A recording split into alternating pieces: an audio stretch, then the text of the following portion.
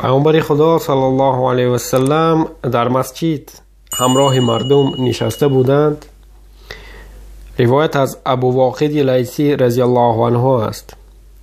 میگوید که هنگامی که پیامبر خدا صلی الله علیه و سلم در مسجد با مردم نشسته بودند، 3 نفر داخل مسجد شدند و میگوید همین 3 نفر وقتی داخل مسجد شدند، 2 نفری آنها نزد رسول خدا صلی الله علیه و سلم آمدند و سومی رفت. یعنی که 3 نفر داخل شدند، 2 نفری آنها به حضور رسول خدا صلی الله علیه و سلم آمدند و 1 نفری آنها برگشت و به بیرون رفت. آن 2 نفر وقتی که آمدند، یکی از آن 2 نفر جای خالی در بین مردم برای خود پیدا کرده و نشست و دومی پشت سری آنها نشست. یعنی که هنگامی که یکی از آنها برآمده رفت، 2 تای دیگر آمدند در مسجد و یکی از آنها جای خالی را بین مردم پیدا کرد و آنجا آمد نشست. هم یک جای خالی که بین مردم بود آمد همانجا نشست و 1 نفری دیگر همراه او بود و در پشت آنها نشست. یعنی که 1 صف قفا نشست.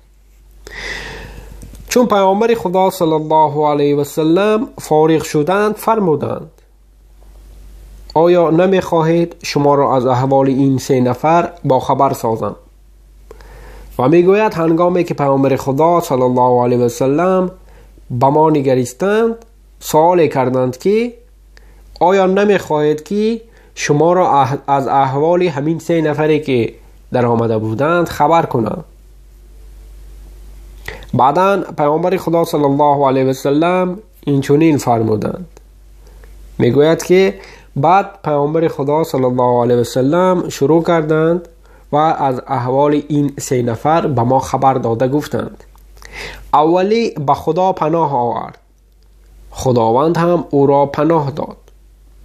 یعنی که آن شخصی که آمد در جای خالی نشست، او به خداوند پناه کرد و خداوند نیز به او پناهگاه داد. یعنی که جای خالی برای او پیدا شد و او آمد نشست. دومی حیا کرد و خداوند هم به حالش رحم کرد. یعنی پیامبر خدا صلی الله علیه و سلم گفتند که آن نفر دومی که 1 صف قفا در پشت آنها نشست، او حیا کرد، کمی شرم کرد و خداوند به او رحم کرد و او را در پشت نشاند و او آمد آنجا در پشت نشست. و گفتند سومی که روی گردانید، خداوند هم بر وی غضب کرد. و گفتند آن نفری که روی خود را گرداند و از مسجد برآمده رفت، در غضب خداوند گرفتار است. یعنی که خداوند به او غضب کرده است. از ابو بکر رضی الله عنه روایت است که پیامبر خدا صلی الله علیه و سلم بر اشتر خود سوار شدند و شخص مهار اشتر را گرفت. بعد از آن فرمودند. ابو بکر رضی الله عنه میگوید که هنگامی که پیامبر خدا صلی الله علیه و سلم بر اشتر خود سوار شدند، بالای اشتر خود برآمدند، کسی مهار اشتر را گرفت و همان دم پیامبر خدا صلی الله علیه و سلم سوال کردند و گفتند که امروز کدام روز است؟ بعد میگوید ما همگی خاموش بودیم، کسی چیزی نمیگفت و گمان کردیم که شاید که این روز را به نام دیگری یاد کنند. یعنی که گمان کردیم که شاید که این روز دیگر نامگیر با دیگر نام یادآوری کرده شود. بعداً پیامبر خدا صلی الله علیه و سلم باز سوال کرده گفتند که آیا روز عید قربان نیست؟ یعنی گفتند که امروز آیا روز عید قربان نیست؟ بعداً همگی گفتیم که بله، همین روز عید قربان است. پس آن پیامبر خدا صلی الله علیه و سلم باز فرمودند این کدام ماه است؟ باز میگوید وقتی که پیامبر خدا صلی الله علیه و سلم سوال کردند که این کدام ماه است، باز میگوید ما همگی خاموش شدیم و مثل پیشینه گمان کردیم که شاید این ماه را به نام دیگری یاد خواهند کرد. بعداً پیامبر خدا صلی الله علیه و سلم گفتند که آیا ماه ذوالحجه نیست؟